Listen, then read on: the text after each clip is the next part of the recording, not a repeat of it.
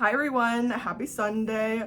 Welcome to Reading with Kendra, where we talk about primarily books, but sometimes I sprinkle in some weekly vlogs, although most of my vlogs also have some sort of book/reading element. So you know the saying, don't judge a book by its cover?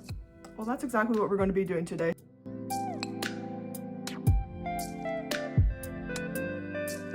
So I thought it'd be super fun to pull aside some of my favorite books off of my bookshelf based on the cover of the book, and I might throw in at the end some books that I've seen recently that I don't own but I have been drawn to just based off of the cover. I also thought it'd be super fun to share if I liked the book based on the cover. Some of these books I have read, some of them I haven't read, but yeah, let's just get on with this video. So the first book I have here might be one of my favorite books from my bookshelf based off of the cover. However, I didn't like this book, and this might be a controversial opinion because I know this book is very loved, but I will explain in a second. So I have The Wedding People. I love this cover of this book. There's just something about it that feels so, I don't even know if it's nostalgic or another word that popped in my head for this book was personal. I don't know if it's the way that it's written, or maybe because it's like an actual piece of art. So funny enough, the artist who did this book cover popped up in my TikTok feed a long time ago before I had read the book, and he was talking about how this piece of work became a book cover, and I was like, oh my gosh, I have this book on my bookshelf. I just hadn't read it at the time, but I was always super drawn to the cover of this book, and I thought based off of the description that this book was going to probably be my cup of tea, but unfortunately it fell just really flat for me. It was such a complicated book to review because this book did have a pull on me because I did ultimately want to know what was going to happen, but the more I read, the more kind of disappointed I was, and the more it just fell kind of flat. Though I understand why people do like this book, it just wasn't personally for me. But if we're just going based off of covers, I absolutely love this book.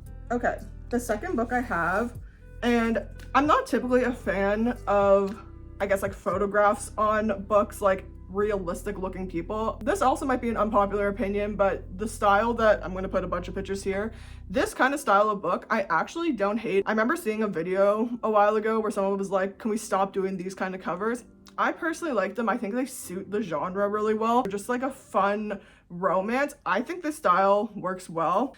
But when it comes to realistic book covers where people actually look like people, a perfect example of this is the Summer I Turned Pretty series. Like I don't know if these are the original covers, but this is what I read back in grade 6. I don't know. For me, it's like they're basically telling us this is what the characters are supposed to look like. I personally like to think however I want going into books, although actually I should do a whole video on this, and I'm not going to go too much into this, but does anyone else have a hard time visualizing characters in books? It's so weird. I could go through a whole book and not have a clear idea of what our main, like, I don't know if I read books like through my own eyes sometimes, but like I'm not picturing myself in book. It's so weird. I don't have a hard time building like settings in my head, but when it comes to people's faces in books, and it's weird because when I think back when I'm like reading, when I finish a book, I'm like, who was I even picturing the whole time? It's weird. I should do a whole video on that. Sorry, that was a little bit of a tangent.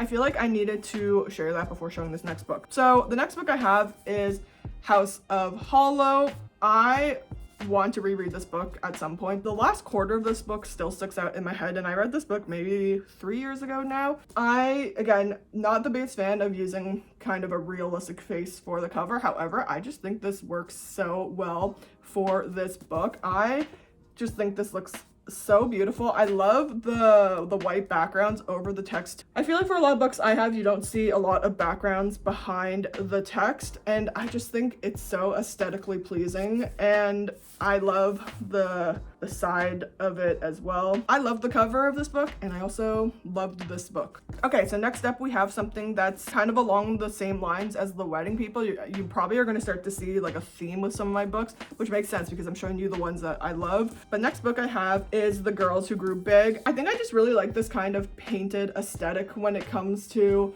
book covers. I just think this book cover is so, I don't know, it just draws your attention in, and I also think this book cover really represents the book super well. I would say that I love the cover of this book and I liked the book. I wasn't in love with this book, but I think it was a really well written book. For me, honestly 75% of the story I would say I loved, and then it was the ending that kind of fell a little flat for me, which is unfortunate because I'm the type of person that endings of books stick out for me. So if an ending falls flat, that would take like a 5-star read to like a 4 or 3-star read. It's just endings stick out so much in my brain, and if an ending gets ruined for me, it really takes away basically my whole reading experience of the book. I pulled way more books than I thought, so okay. And for my next book, again, I guess, oh my gosh, I literally realized same situation. So I pulled Every Summer After and One Golden Summer. Again, we got this kind of painted look to it. I guess this is literally my favorite kind of book cover. The reason why I pulled it aside is because I know that Carly Fortune's books are all standalone books, but I know it's recommended to read Every Summer After before One Golden Summer. I don't know why, but that's what I heard, so that's why I have both. But I just think on the bookshelf, these two together, they matched up so nicely. I personally really like this font and the balance of colors. Like, I'm trying to sound so much like an artist, but really I don't know what I'm saying. But I really like just like the contrast of like the light blue and the dark blue, and then also the orange text with the yellow text. I think it just looks so nice on my bookshelf. And yeah, again, this kind of painted style, I didn't even realize this was that painted style. I truly thought actually from afar that this was like a real life image. I guess I clearly haven't looked at this book very carefully. To be fair, I also just got it for Christmas, so I haven't had it for that long. I absolutely love the covers for these two books, but I haven't read either of these. I'm saving these for the summertime because it just feels like I need to read these in the summertime. Okay, so for the next book, I guess this is also kind of painted in a sense.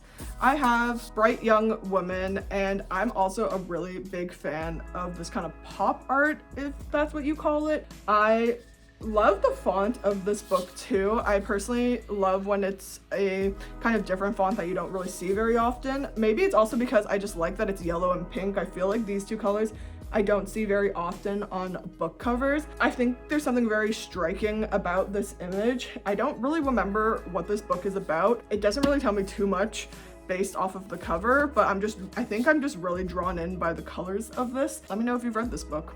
For this next book, I wouldn't say this is my favorite based off of the cover. I think this is the first collector's edition book that I have though, so I feel like it's just gonna hold a special place in my heart. But it is Wicked, The Life and Times of the Wicked Witch of the West. I just love the green pages. I think the binding is absolutely stunning. I feel like this cover is giving very fairy tale, which I think works really well for Wicked. I like that it's black with the green. You can see kind of in the light that it is, I don't know if this is like reflective, what the word is, glossy.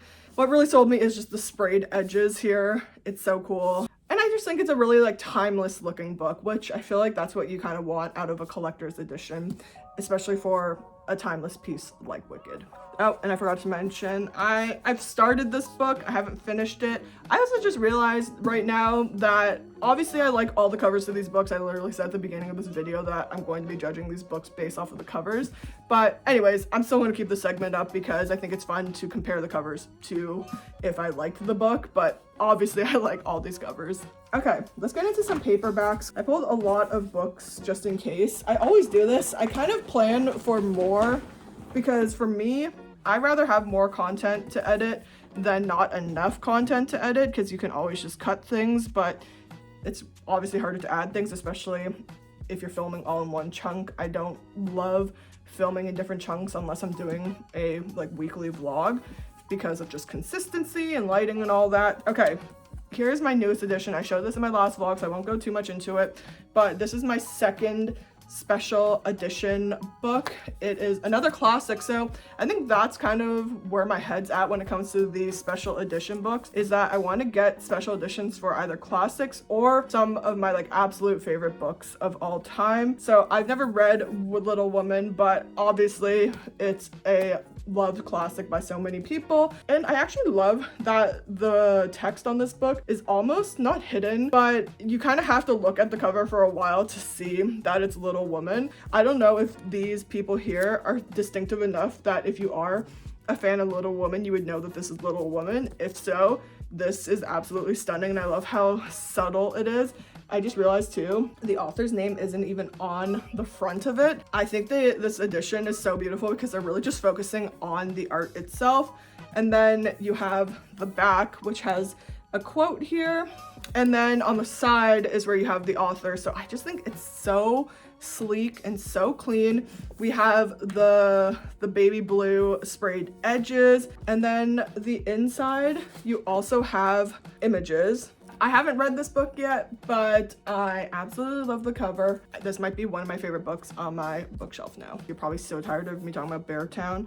I'll be reviewing it in next week's video, I think, because it's next week the end of January. Like, where has the time gone? I've talked about Beartown, I feel like at least 6 times in videos. So Beartown though, one of my favorite covers. I just love the imagery on it. I'm not the biggest fan of Frederick Backman's font choice for books, but I absolutely love the binding on this book. I think this cover also suits this book really well. So I love the cover and I love this book. And then also another recent book that you would have seen in my last vlog, Julie Chan is Dead. There's something very eerie but interesting about this cover to me, and I don't know how to explain it, but I just think the art style is really cool, and I'm in the middle of reading this book, so stay tuned.